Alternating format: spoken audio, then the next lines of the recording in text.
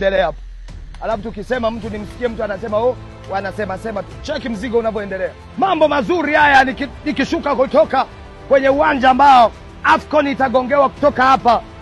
Wakati Daktari Samia Suluhu Hassan anazungumza, wengine wakasema hiyo ni porojo, hizo ni mbwembwe. Leo mzigo huu hapa. Wakati mwingine hujawahi kusafiri kutoka kituo ulichopo au mji uliopo kwenda maeneo mengine, na wewe umekuwa mmoja kati ya watu wanaozungumza kwamba hawajaona kilichofanyika.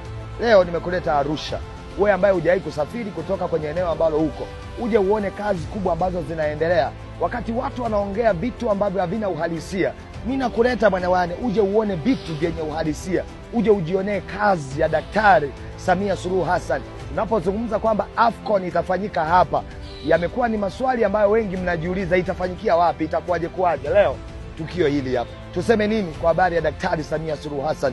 Tukizungumzia haya, wengine mnasema huo ni uchawa. Umeona Sema huo ni uchawa.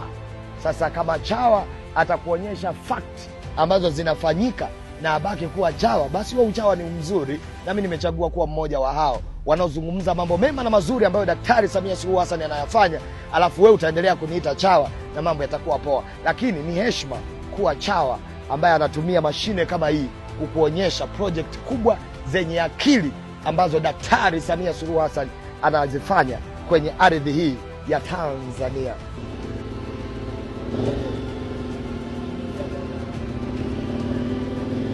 Miradi ni mingi, sio na idadi, tena sio ya ilimradi, imejengeka kwa ustadi.